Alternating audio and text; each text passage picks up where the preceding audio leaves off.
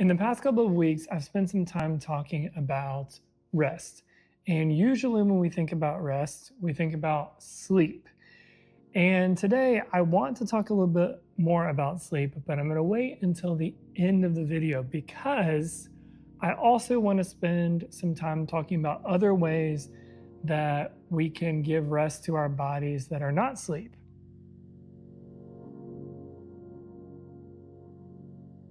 For me, that looks like stillness and recovery from exercise. Both of these are ways that are really important for me to ensure that my body is getting enough time to relax and recover from just my day-to-day life.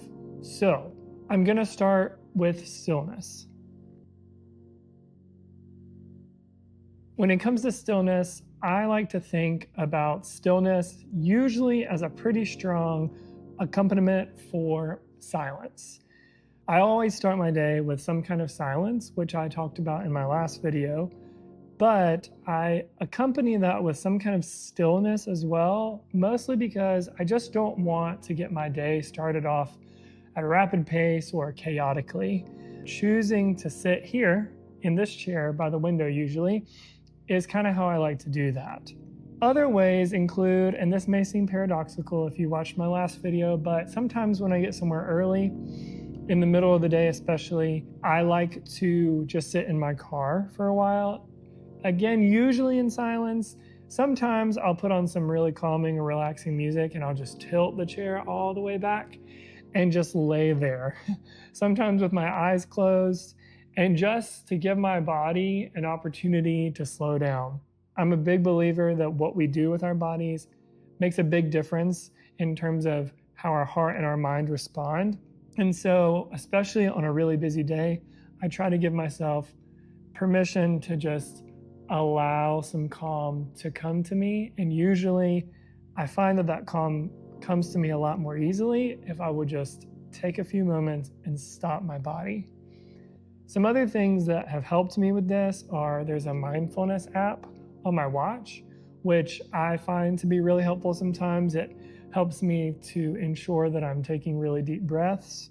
Again, especially in a really stressful or busy day, it can be really easy to kind of take a lot of short breaths, which really over time just causes my body to tense up and to hold a lot of stress. So taking some of those really deep breaths is really helpful. And the app is really simple and easy to use. If nothing else works, or if I get to an end of the day and I'm at home and I find myself a little bit overwhelmed, I also will sometimes just lay down on the couch for a couple of minutes, 5 to 10 minutes. I usually set a timer on my watch just so that I can lay there with my eyes closed. I'm not a huge napper. I really wish I was, to be very honest with you. But naps just don't usually work for me. But I often find that just 5 to 10 minutes of laying there, or like I said, sitting there with my eyes closed, just kind of helps my whole body, my whole self reset. And I feel a lot more prepared to kind of move on with whatever comes next in my day. Beyond that, I also spend a lot of time in the gym. I have really struggled with this for a long time because I do not think of myself as what would be characterized as a gym bro. But in the past several years, fitness and exercise has become something that's really important to me. And being over 30, I have just really learned that unfortunately, you don't have the luxury of just doing whatever you want with your body and not having any consequences. So I've had to learn several times the hard way the importance of recovery when it comes to fitness.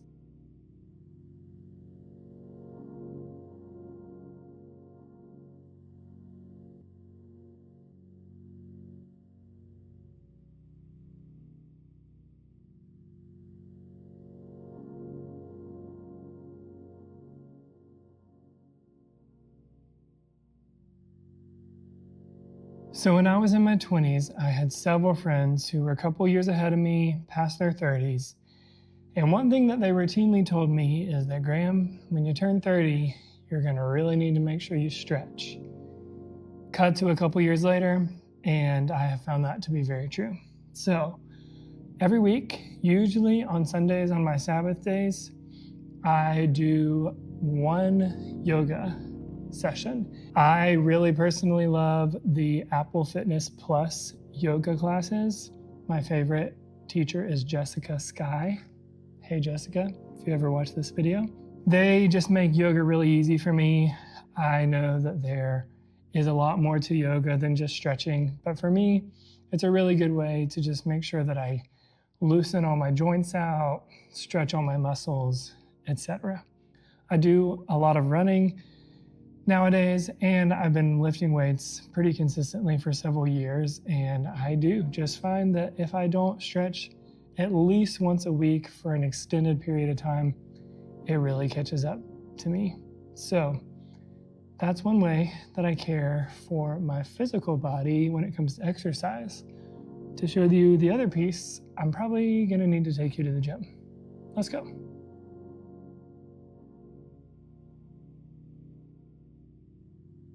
Welcome to my gym.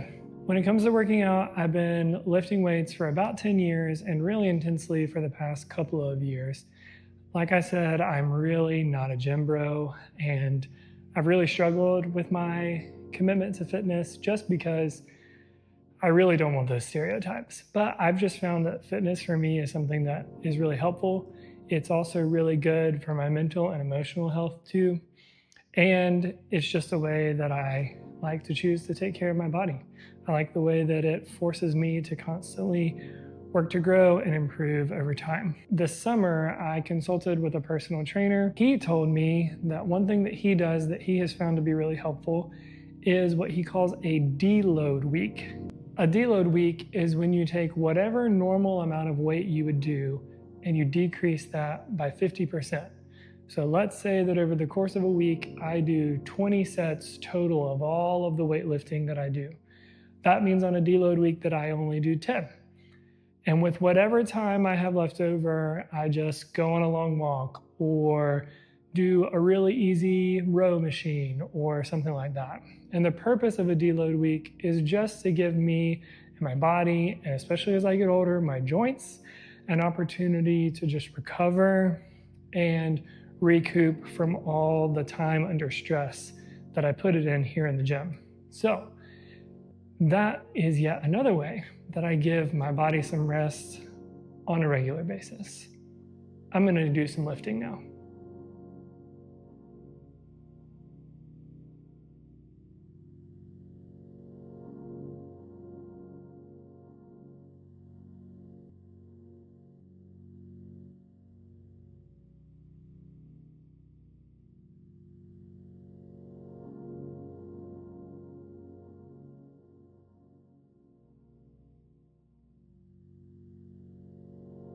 Other than deload week, when it comes to exercise, there's one other way that I try to think about rest for my body, and that is when it comes to cardio.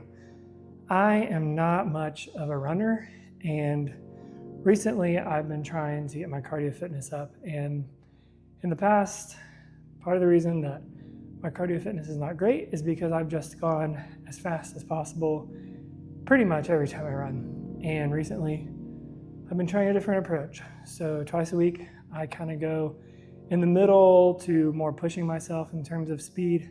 And then twice a week, I do some kind of cardio at a really slow recovery pace. So much so that I have to walk sometimes in order to keep my heart rate in my zone 1 heart rate area, which is my recovery zone. I'm gonna go do that run right now.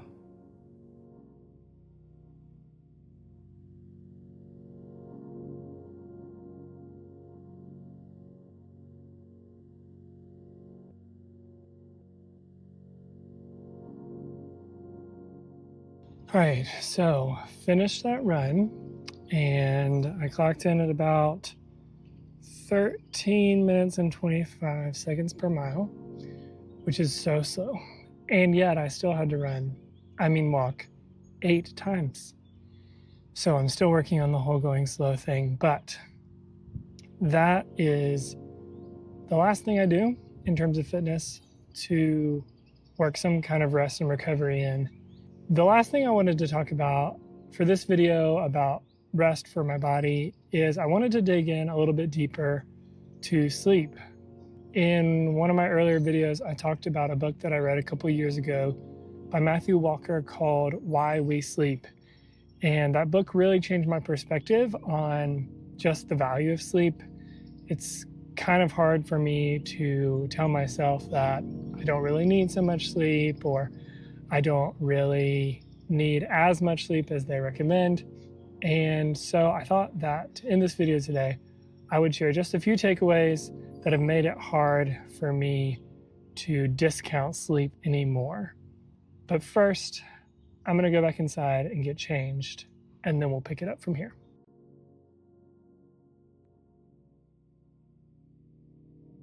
The reality is that 1 in 2 adults in the developing world will not get the amount of sleep that they need this week. Less than 25% of children between the ages of 11 and 18 will get their recommended amount of sleep. Insufficient sleep costs America almost $2,000 per employee per year, which is around $411 billion, which is about 2% of our GDP, which is the amount that we spend on our education system in our country. We spend as much money on education as we lose due to sleep deprivation. When it comes to physical health, sleep makes a huge difference, which probably doesn't come as any surprise. What may come as a surprise is that insufficient sleep has been found to result in up to 10 to 15 pounds of weight gain per year. A lot of that is due to the fact that when we are low on sleep, our body prioritizes burning muscle instead of fat, which means that even if we're trying to lose weight, 70% of the weight that is lost ends up being muscle instead of fat.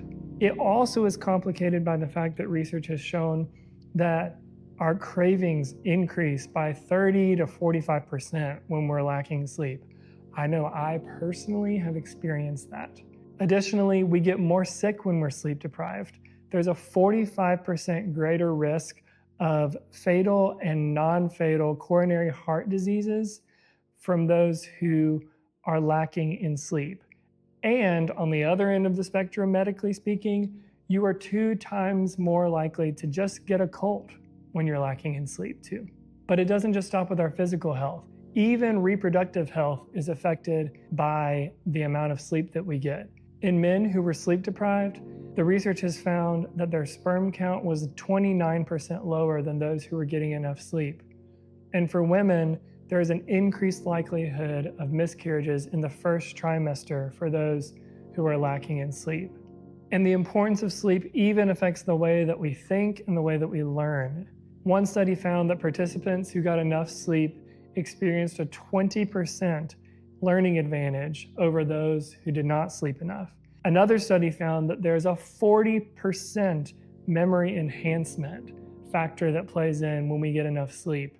And it's important to note that when it comes to learning, whatever you learn is stored the night after you learn it.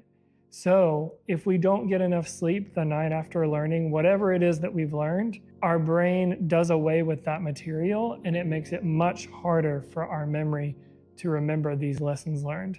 When it comes to schooling, students saw a 212 SAT point increase, and research has found that 50% of all students with an ADHD disorder actually have a sleep disorder.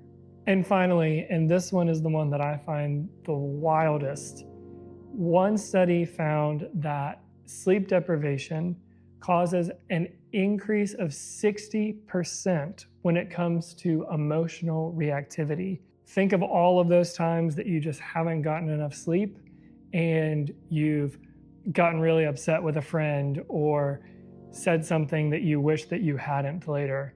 Turns out it's probably because you are lacking in sleep. All of this to say, the book goes on and on and on, but the research is so conclusive. Sleep is not just something that makes us feel better the next day. It's better for our physical health, our reproductive health, our emotional health, and our mental health. Sleep as Matthew says, is the one drug that can cure so many of our issues. And so it's for that reason that I'm just here again to remind myself and all of us to just prioritize getting a good night's rest. So whether it's stillness or recovery from exercise or just a good night's sleep, these are just some of the ways that I give my body the rest that it needs. Next week, I'm going to take a quick break from this series on rest to give a little bit of an update on some things I've been working on with fitness for the past couple of months. When I come back from that, I'm going to be digging into what rest in my work looks like, followed by a little bit about what relational rest has looked like for me, especially in the past couple of years. So, as always, thank you so much if you're still watching at the end of this video. I hope that some of what I shared today is helpful to you as you try to live a more restful life. Once again, sorry to be a cliche, but I'm just trusting that if you're still watching, you're enjoying it for some reason. So why don't you go ahead and hit that subscribe button, maybe like it, and if you're feeling wild, leave a comment. I hope you have a great day, and I'll see you soon.